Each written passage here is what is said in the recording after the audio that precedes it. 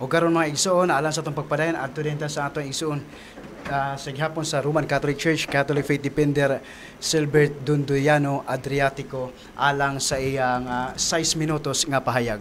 Okay, salamat. No, wala na ni siya labot sa debate format ha.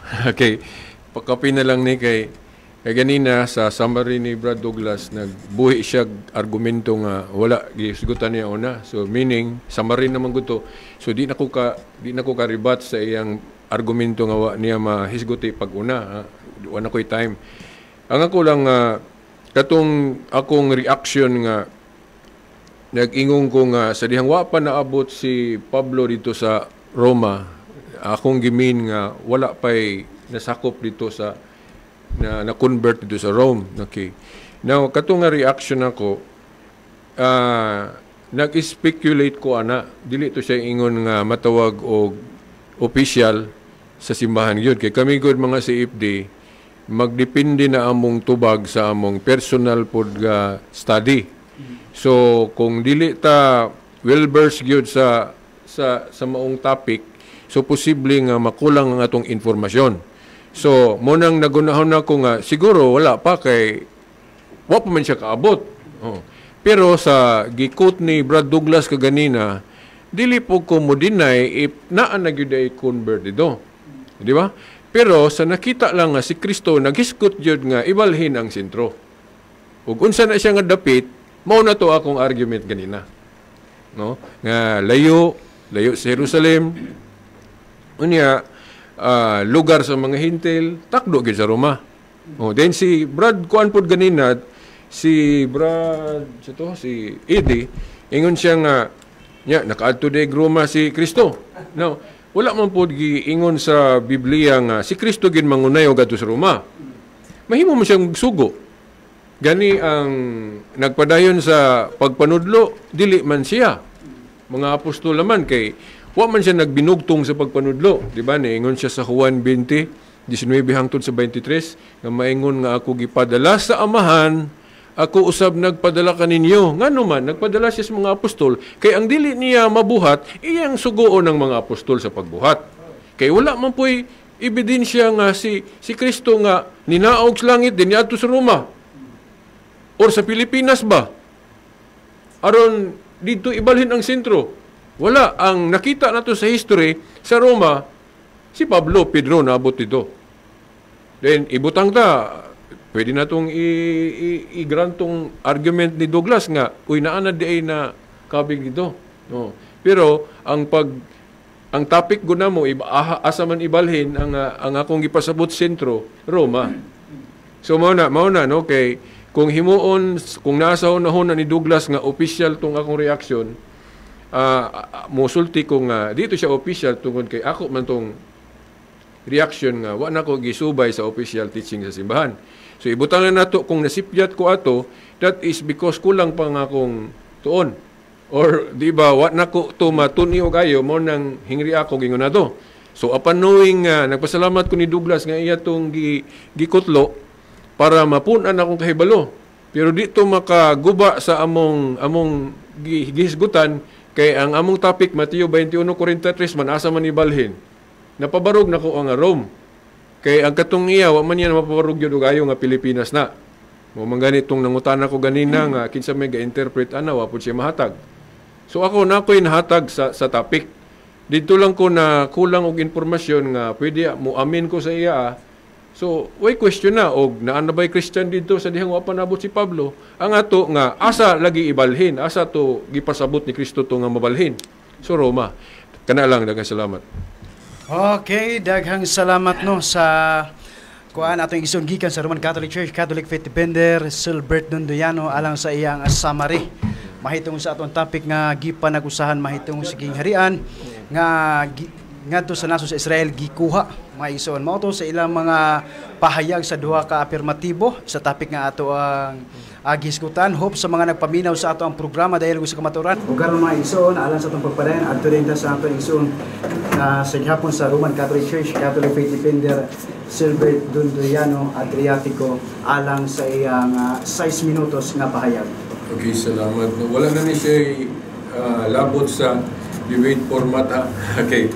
pagkapi na lang ni kay ganina sa summary ni Brad Douglas, nagbuhi siya argumento nga wala gisgutan niya una. So meaning summary naman guto. So di na ko ka-rebut sa iyang argumento nga niya mahisguti pag-una. Wala ko'y time. Alam ko lang katong akong reaction nga nag-ingong ko nga sa dihawa pa naabot si Pablo dito sa Roma. Akong gimin nga wala pa'y nasakop dito sa na-convert dito sa Rome. Okay. Now, katong nga reaction ako, nag-speculate ko dili to siya ingon nga matawag o official sa simbahan yun. Kaya kami good mga CFD, magdepende na among tubag sa among personal study. So, kung dili ta well-versed yun sa maong topic, so posible nga makulang ang atong informasyon. So, munang nagunahon na ko nga, siguro wala pa kay wak man siya kaabot. Pero sa gikot ni Brad Douglas kaganina, dili po ko mo deny if naan na gyud ay convert dito. Di ba? Pero sa nakita lang nga si Kristo naghiskot yun nga ibalhin ang sentro. Kung unsa na siya nga dapit, mao na to akong argument kanina. No? Nga layo sa Jerusalem. Unya lugar sa mga hintil, takdo gyud sa Roma.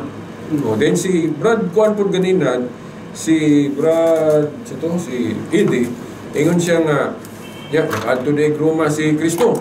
Now, wala mong po ingon sa Biblia nga si Kristo gin mangunay og adto sa Roma. Mahimo mo siyang sugo. Gani ang nagpadayon sa pagpanudlo, dili man siya. Mga apostol naman kay wa man siya nagbinugtong sa pagpanudlo. Diba? Naingon siya sa Juan 20, 19 hangtod sa 23, na maingon nga ako gipadala sa amahan, ako usab nagpadala kaninyo. Nga naman, nagpadala siya sa mga apostol, kay ang dili niya mabuhat, iyang sugoon ng mga apostol sa pagbuhat. Kay wala man po'y ebidensya nga si Kristo nga ninaog sa langit, din yadto sa Roma. O sa Pilipinas ba? Aron dito ibalhin ang sentro. Wala. Ang nakita nato sa history sa Roma, si Pablo, Pedro naabot dito. Then, ibutang ta. Pwede na itong i-grantong argument ni Douglas nga, kung naanan di ay na kabig ito. No. Pero, ang topic ko na mo, asa man ibalhin ang akong ipasabot sentro, Roma. So, mauna, no? Kay, kung himuon, kung nasa hunahon na ni Douglas nga official itong akong reaksyon, musulti ko nga dito siya official tungod kay ako man tong reaction nga wala ko gisubay sa official teaching sa simbahan. So ibutang na nato kung nasipyat ko ato, that is because kulang pa nga akong tuon. Or di ba wala ko to matunyo gayo mo nang hingri ako gingon nato. So upon knowing nagpasalamat ko ni Douglas nga iya tong gikutlo para mapunan akong kahibalo. Pero dito makaguba sa among gihisgutan. Kay ang among topic, Mateo 21:43, manasa man ibalhin. Napabarog na ko ang Rome. Kay ang katong iya, man yan mapabarog yun kayo nga Pilipinas na. O mga ganitong namutana ko ganina, nga kinsa may ka-interpret, wapon siya mahatag. So ako na ko'y nahatag sa topic. Dito lang ko na kulang og informasyon nga pwede mo amin ko sa iya. So, way question na, o naano ba'y Christian dito sa dihang wapanabot si Pablo? Ang ato nga, asa lagi ibalhin, asa to ipasabot ni Kristo to nga mabalhin. So, Roma, kana lang, daghang salamat. Okay, daghang salamat no sa kuan ato isong gikan sa Roman Catholic Church, Catholic Faith Defender, Silbert Nonduyano alang sa iyang summary. Mahitong sa atong topic nga gipanag-usahan mahitong sa kinaharian nga ngadto sa naso sa Israel gikuha maison mo to sa ilang mga pahayag sa duha ka afirmatibo sa topic nga ato ang agiskutan. Hope sa mga nagpaminaw sa ato ang programa dahil gusto kumaturan atay nakuha ato ang mananaog ato kadtog yung mga nakakuha og wala mga kapitulo ug bersikulo pagtulon-an mahitungod sa unsay ato ang giskutan nga tema. Og invite pud nako dito no ang mga kaigsuonan nato nga gusto magkuan kanang gusto po mahisgot og topic mahitungod sa ilang simbahan o regarding sa inyong mga paruganan sa inyong simbahan nga kuan gipasakupan karon pwede nato na hatagan og higayon dire sa RPNDXKDD Polog anhilang mo dire matag Domingo ni siya dialogos sa kamatuoran. Invite po na mo tanan ng mga nagkalain-lain nga mga relihiyon. So malapas atong pulong gibasa kanina, Isaias 41:21, kinahanglan gyud nato atong mga pagpangatarungan nga mga maligon. Hindi nato na mapamatud-an kung dili nato na dadon dire mga igsoon. Usab akong ipasalamatan pud gihapon ang mga igsoon na nato nga ni-participate sa atong programa karong hapon na sa ato ang igsoon gikan sa Rock Christ Jesus, atong igsoon Clemente Tuting Luntayaw, sa iyang kapikas Ma'am Rosalina Luntayaw, of course sa ato ang igsoon sa Roman Catholic Church, Catholic Faith Defender Brad June Banal, ug sa ato ang igsoon apologist Sir Silbert Dundoyano Adriatico, usa sa atong dahimong afirmatibo sa atong tema nga gipanagusan. Ay daghan kayong salamat, no. Ug usab sa atong igsoon gikan sa pinili nga nasig Douglas Pele, atong igsoon Brother Eli Baludo, Douglas Mugawa Arunsa, o sa ato ang igsoon sa Rogerson Oliva, sa ilang pagpadala sa pagsuporta sa atong programa. So sa mga tagsa-tagsa na po ka mga kaigsunan nga nagpaminaw sa ilang tagsa-tagsa ka mga radyo, maayong pagpaminaw niyo diha usab sa atong igsoon Saniza Arocha, watching from Shechon Japanese Therapeutic Massage. Daghang salamat igsoon usab sa mga nagpaminaw sa atong programa sa Facebook Live, watching from para